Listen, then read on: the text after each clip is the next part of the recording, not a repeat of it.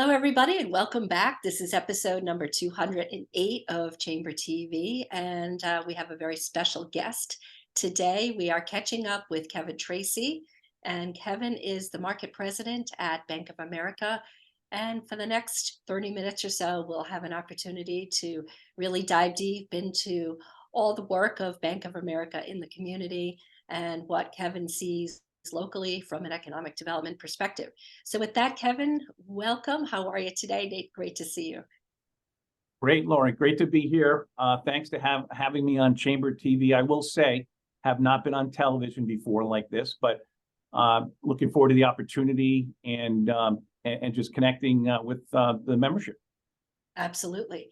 So a little bit of a unique story with you, Kevin, in terms of your longevity and your loyalty and service to Bank of America and its predecessor organizations. And although it's a little bit out of the ordinary, if you think back in terms of, when we were all coming out of college, we all expected that we would be recruited into big firms, local businesses, and that was the case with you. But what's different is that you have been able to enjoy the longevity and your tenure at Bank of America. This is your 38th year, and your continued rise through the ranks has really been a fortuitous circumstance for all of us here in the marketplace. I know it's scary, Lori. I appreciate that. The longevity, 38 years. I was recruited through a campus recruiting out of college. Went to school locally, born and raised here in Rhode Island, and happened to start on a Monday in June in 1985. Oh yeah, that happened to be my birthday. So every year that goes by, I also get a year older. So I'm constantly reminded of that. But it's been a thrill. Coming out of school, didn't realize that banking was a perfect fit, but I guess I'd say through the recruiting process, got to know some of the senior leaders at that time, our legacy organization, Fleet Financial Group.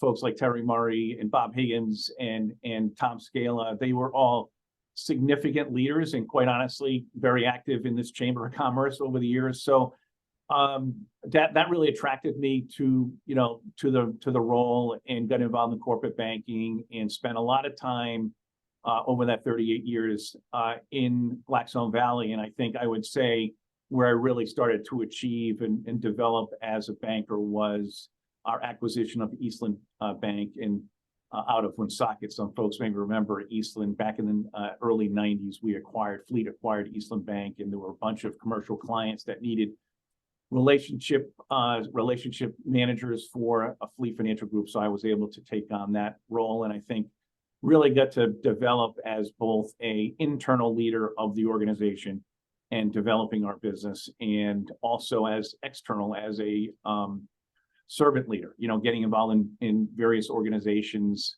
that, quite honestly, I'm still involved in for more than 20 plus 30 years. And so that really helped me develop. And I think from the standpoint of the other key, I think leader and support for me was our predecessor market president, Bill Hatfield, who from a line of business perspective ran the private bank for more than 20 years here at Bank of America, but for the last 17 years of his career was also the market president here. And Bill and I started working together as he appointed me the market integration exec. And that's a role that really that we use from the standpoint of growing organically, because that's the way Bank of America is going to get it done, one client at a time. It's really working with our three types of clients: our individual consumers, our businesses, and our institutions. Across those three client segments, we have 8 lines of business. And each of those 8 lines of business in every market we serve provide us an opportunity to kind of deepen wallet, grow newer clients. And I, through the market integration executive role that I had for about 7 or 8 years prior to being named market president, it really helped me learn the other parts of the business, learn the leaders of those parts: consumer, Merrill, private bank, and the institutional side through our healthcare and institutions group. And that really helped me, kind of sharpen the edges in terms of my understanding of the business here locally. We're a big organization with 200,000 employees. We have 2,100 employees here in Rhode Island. We cover 24 financial centers. We've got, as I said, the 8 lines of business all covered here. And it's just been a great learning curve for me to kind of get to know the individuals within our market more deeply and learn the business. And it's been a great run, 38 years going, and no stopping now. Well, congratulations. That is an amazing record of accomplishment. And I think it's fair to say that you can go wide and you can go deep.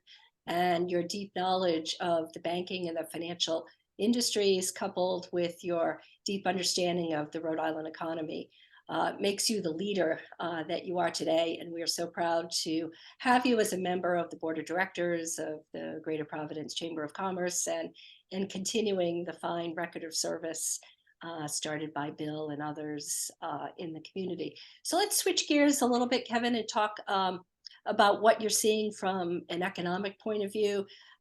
We have entered a period of record inflation, and that's been really difficult on a lot of small businesses. So business community credit's really relying on their financial industry partners, their banking partners, to be able to continue to hire, to continue to refresh their supply chain. So what is the Bank of America global perspective on the economy these days and the health of small business?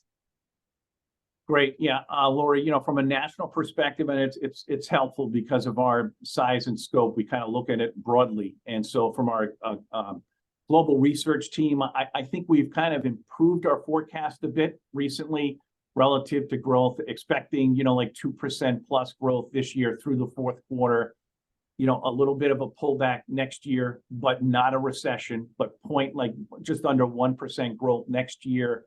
And then again, as we feel at the end of next year, perhaps rates starting to come back again, the decrease in rates expectation, probably end of next year, fourth quarter next year, that adding to growth potentially, again, mid 1.5%, 2% growth in 2025. So I wouldn't call it, thriving. And I think these rates have had certainly an impact on slowing the economy as it was, anticipated because, they're trying to lower inflation.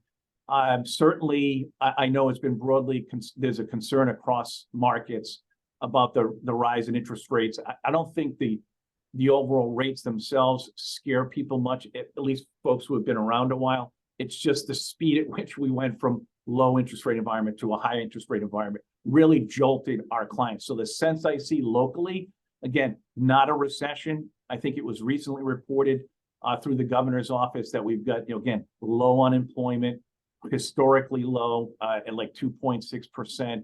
I think that bodes well for us. We're kind of maintaining, despite the rise in interest rates, a decent economy. We also don't expect to see recession here locally, from what I'm sensing from our conversations with clients. But consumer loan demand and corporate loan demand has certainly tamed a bit with these, again, spike in rates. We feel fortunate as a company because of the 8 lines of business that we have. So we can really talk to consumers about other things affecting their lives, the life events that affect them. So as they're thinking about saving for college for their kids or buying a home or an automobile, we kind of work with clients in a broad way. So I think that allows us to, in essence, stay connected to the clients. We're not just transactionally looking for loan business. We're looking to, really deepen share our wallets and have a full relationship with, again, all 3 client segments that we cover. So we feel good about that. And the other thing that we haven't done, and probably from the 2008 crisis, we were heavily involved through our purchase of Countrywide Mortgage in the mortgage business, and probably were too heavily weighted on the consumer credit side at that time. So since that time, we've kind of delevered and really dealt with clients on a relationship level again. And if the core client relationship isn't with us, we're not necessarily looking to, broaden, and do transactional business. So I think that responsible look at a client, we call it responsible growth, staying within our risk framework, has really allowed us to stay balanced in terms of where earnings are coming from. And so when times get tough like this, we're very much willing to lend at this point. We're very much willing to provide other financial services, whether it be domestically or abroad, for those core clients that we have. And I think it's allowed us to stay very active and busy in all the markets we covered, and particularly here in Rhode Island. So you mentioned the ability and the willingness to continue to lend, particularly now when times are tough. So Kevin, could you outline what would make for the elements of a good credit today, considering what you and your colleagues are looking at from a risk perspective? We have, again, a risk framework that typically looks at, a balance of equity in the business and what someone's overall, again, on the corporate side, how leveraged the client is. We take into account kind of parameters that we use within our framework. And, we generally not tend to get into industries or segments that, tend to be more cyclical in times of difficulty. Corporate office, we don't do a lot of investment real estate. So we're looking for owner occupied situations on real estate. We're looking for consumers that have, needs for single family housing and vacation homes, that type of thing. We're not looking to do a lot of investor real estate typically. And again, that focus on the core client, both on the consumer side and on the business side, has allowed us to, really stay, balanced from the standpoint of our asset allocation and, and be able to, with plenty of liquidity on the balance sheet, invest in the right opportunities as they come along. Let's talk about hiring. That's been a real challenge for businesses across the spectrum, from multiple dimensions. Getting people to come back into the office as one, the inability of some employees to access childcare at a reasonable price. People that have left the workforce sort of voluntarily as a result of COVID-19 and sort of reframing life. What is your perspective? What's the bank's perspective, Kevin, on where the workforce is going in the next 12 to 18 months?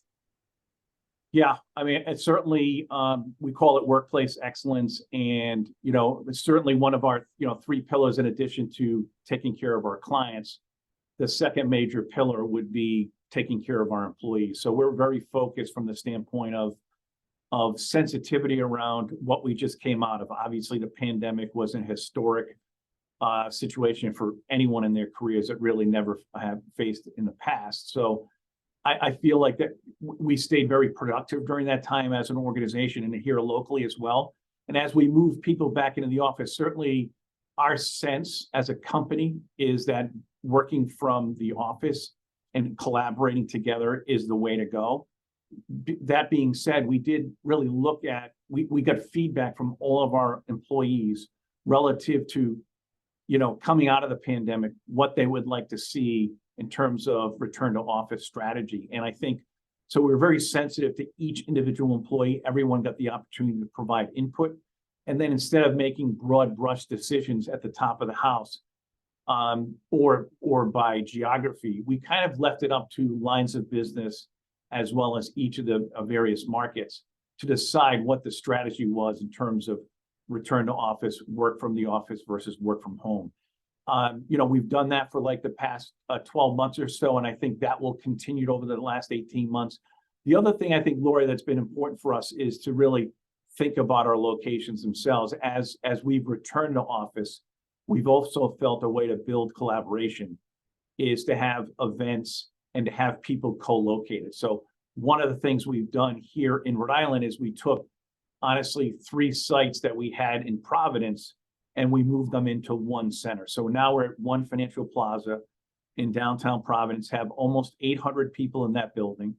We occupy 11 of the floors. Most folks will remember it as the old Hospital Trust Tower.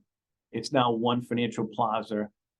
Again, co-located all of our segments, Merrill Lynch, the private bank, corporate banking, so our consumer franchise, and some of our folks in leasing across the company who manage accounts across the country. are co-located in one space. So that's really been great for us in terms of building collaboration. And again, we're doing that across the markets across the country, and it's been very effective to get, again, folks returning. We anticipate seeing that improving as time goes on. Certain days of the week, I think, are challenged versus, and I think we've heard the same from other employers here in downtown, but we're working very effectively on, again, maintaining productivity, improving collaboration, having workplace events that bring people into the office, and really, trying to improve corporate mobility in that regard. So again, as I mentioned, these 8 lines of business are all co-located here in Providence site. We also have 2 sites in elsewhere, one in Riverside, Pawtucket Avenue in East Providence, which has about 800 folks, and we also have about 600 folks in Lincoln call center. And we have similar kinds of collaboration activities, workplace excellence activities, talk about career mobility, what's the next step for them. So it's a way for us building, again, a network to develop someone on a personal level here within the company. So economic mobility, career mobility, diverse workforce. We were chatting before we started this interview about the productive nature of the bank's relationship with the community colleges, starting here in Rhode Island and then looking at that model and exporting it across the enterprise. What is it about the community colleges today that really generate a student or a potential worker that fits perfectly with the Bank of America associate profile? Yeah, I appreciate Laurie. That is obviously a key area of focus for us in terms of our 3rd pillar. It's the focus on the communities that we serve, and workforce development is one of those key areas that we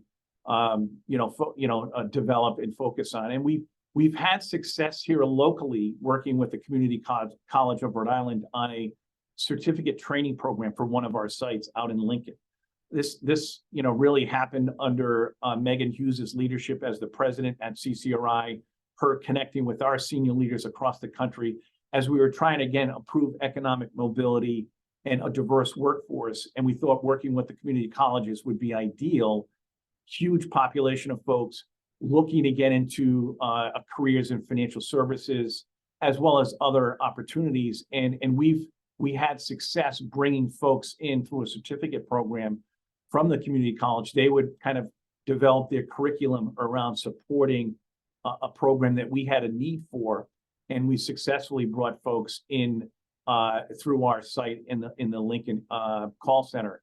I think that, as you mentioned, works so well, and under the leadership of Megan Hughes, that she's decided to move on in her career path and recently joined us in the company. So she's only been with us for a couple of weeks, but again, I think our success in running that program here in the market in Rhode Island has allowed us the opportunity to bring Megan in to hopefully, basically scale that up, I guess I'd say, across our markets across the country in areas like Arizona and in the Southeast.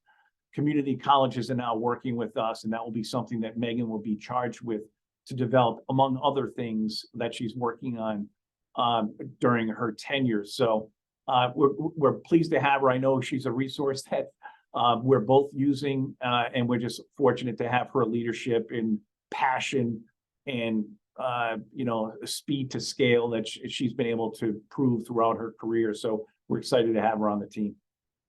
Yeah, so as many of our viewers know, Megan Hughes is the chair of the board of the Greater Providence Chamber of Commerce and was the former president of the community college. And it's great to be able to see the synergies develop between and among our members and people actually moving into different roles and building relationships through the chamber. So speaking of community type of relationships and organizations that you have a passion for, Kevin, from your role as the market president of Bank of America, I know you're really interested in public education, particularly K-12 and everything that is happening in the classrooms today, and how business really can make an impact on student achievement and bringing those students into the workforce. Yeah, great point, Lori. A total focus of ours. If we take care of clients and we take care of our employees and we do those well, then it's really going to allow us, from a, obviously we're a for-profit organization. Profits are important to us to run the business that we've had. We've had a presence here for over 200 years here in this market, but we've also proven over that course of time is our investment in the communities that we serve. We do the first two things well in terms of our 3-pillar strategy, then investments into the community are going to be significant. And I think we've got a great record here in Rhode Island. There's really two major, marquee programs that we've been able to adopt here in Rhode Island from our acquisition of our allegiance with Bank of America starting back in 2004. It's our Neighborhood Builders program and our Student Leaders program. And in both of those instances, we've supported over the last 15 or so years organizations that are focused, just as you mentioned, things like financial literacy, developing the workforce. Housing is obviously also an important one, food insecurity. So we've had organizations that we've supported over that 15-year period. I think we're up to about 25 million in investment, 25 organizations that we've supported during that time, $5 million in investment. And it's very timely for this call today that next week we're honoring our newest neighborhood builders, that being Junior Achievement of Rhode Island and the Providence After School Alliance program. So both organizations, as you mentioned, that fit that, our focus in terms of economic mobility is really looking to how we can support education in some way. And being involved myself personally on the board of Junior Achievement for many, many years. And I know at this point, Janet Raymond's the chairman of the organization, done a fabulous job, developing programs like Inspire that will be out at the convention center later this year, but really developing our youth in early years, in the middle school years, focusing on that population, telling them what career opportunities are out there. So we've made a big investment. It's a $200,000 investment through Neighborhood Builders.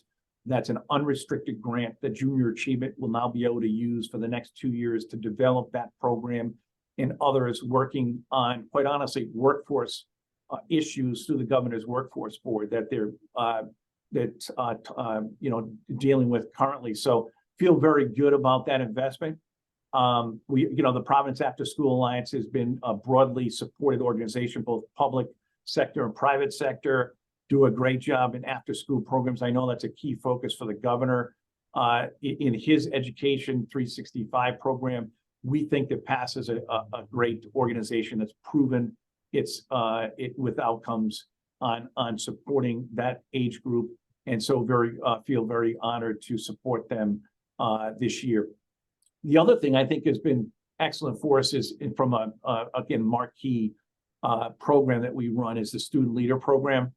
And so that's a program that takes 4 high school age leaders who apply to the Bank of America Charitable Foundation for a spot as a student leader in all of our markets across the country. So we typically sponsor 4 to 5 students per year. This year we had a tremendous cohort of 4 individuals. 2 of them were from the Blackstone Valley Prep Academy out in Cumberland, and they got an opportunity to work as interns at one of our local nonprofit organizations we support on a paid internship by the Bank of America, 5 days a week over a 7 or 8 week period during the summer.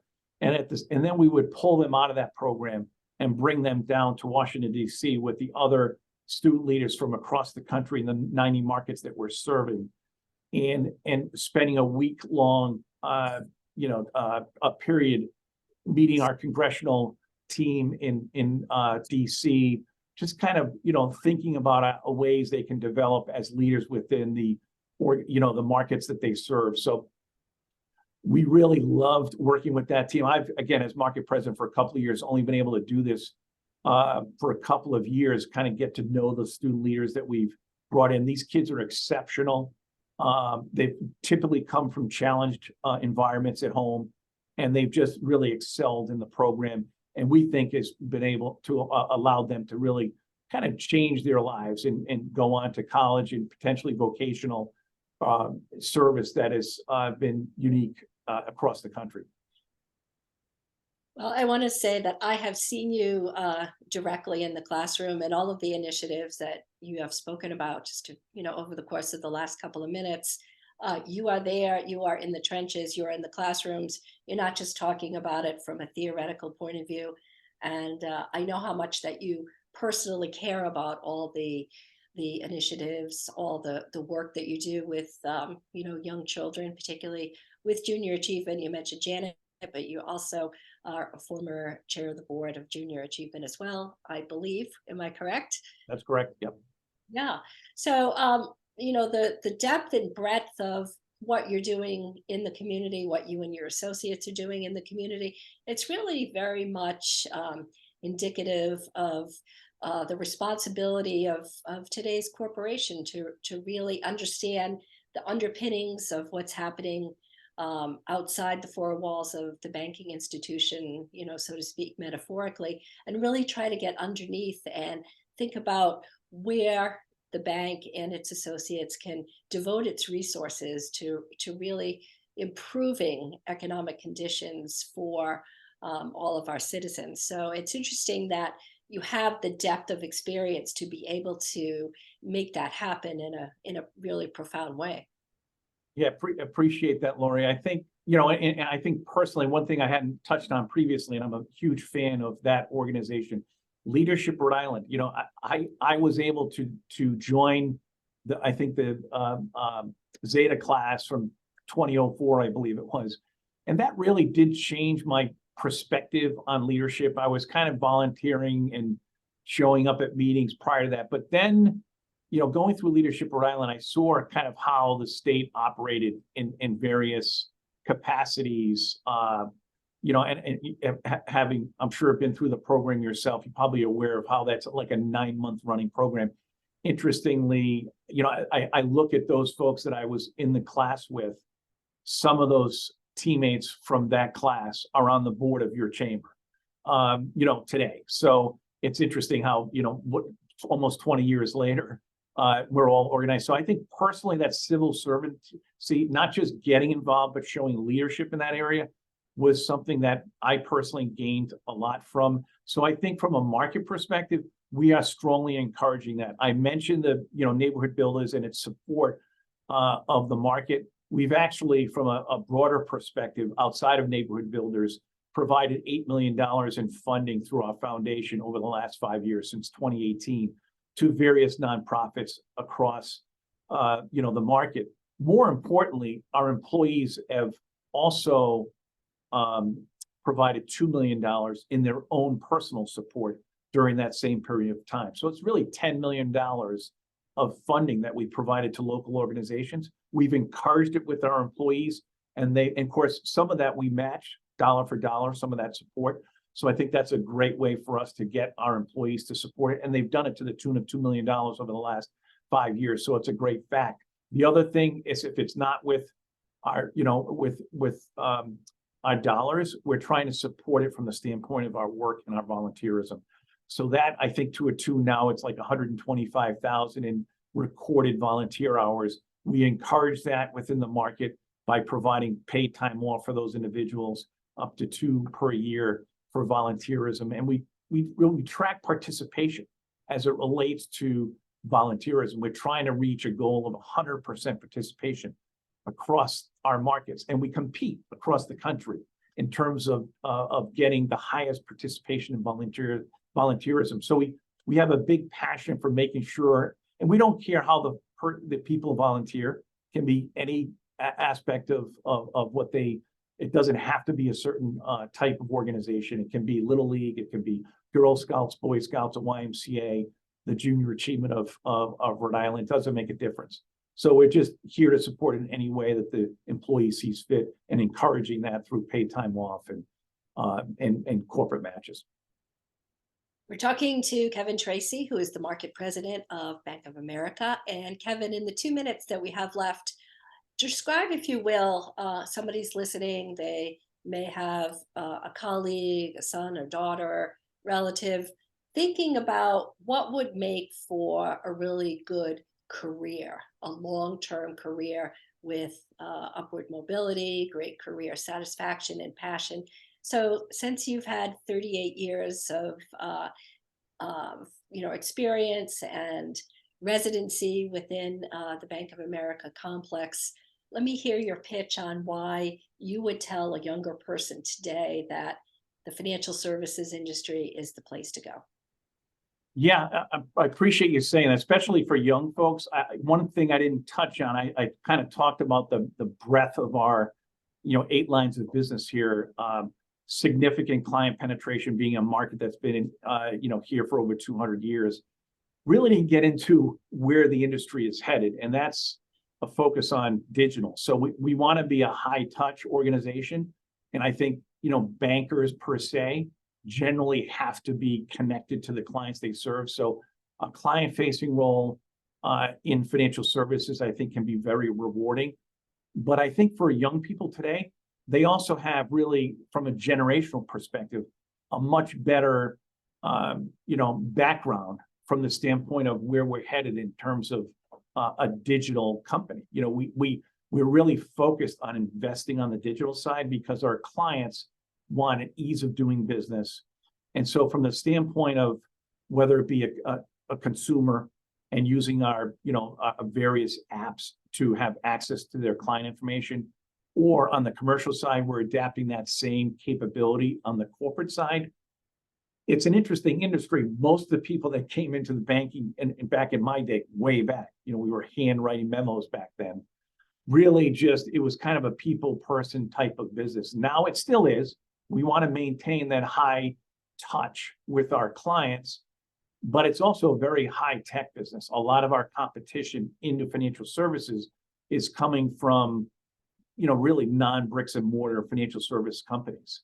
So we need talent across all levels. So you don't need to be a finance major or an economics major to really develop a career in banking. We're investing a lot of talent into, coding and into programming and staying top. We really need to invest at a high level. And again, that's another reason why, honestly, my longevity with B of A has been so significant, is that I've always felt, from the standpoint of putting investment into where financial services is headed, we've been number one. We provide all of that capability for our clients, and we don't really get ceilinged at any level. We can basically go from smallest client to largest. And I think that from a corporate, so secondarily coming into financial services and a larger organization, if you're a good listener, you have the ability to really move on in your career as the industry develops. And I think, again, our younger generations, adaptness to technology is really going to bode them well as the industry changes. So welcome those opportunities. Yeah. So high touch, but digital literacy, and basically the essential skills have never lost their cachet, if you will. Good listener, good fundamentals, the ability to read and speak and write, and to have empathy with your colleagues and with your clients. All of that still remains very much the go-to portfolio of characteristics. Totally agree. So thank you, Kevin. We want to thank you from the Greater Providence Chamber of Commerce perspective. Thank you so much for serving as a member of our board and for your outstanding leadership and your support of all chamber activities and longstanding support of everything that we are doing on an economic development front, government affairs front, also workforce preparedness. And I know that you and Megan will have an opportunity to work together very closely over the course of the next 6 to 8 months in continuing to refine the workforce development strategy. So we look forward to seeing you and being with you over the course of the next couple of weeks as we inch closer to our annual meeting and have a celebration of all the fine things that are happening here in our community. So thank you. Thank you for being with us, and have a great day. Thanks, Laurie. Appreciate it.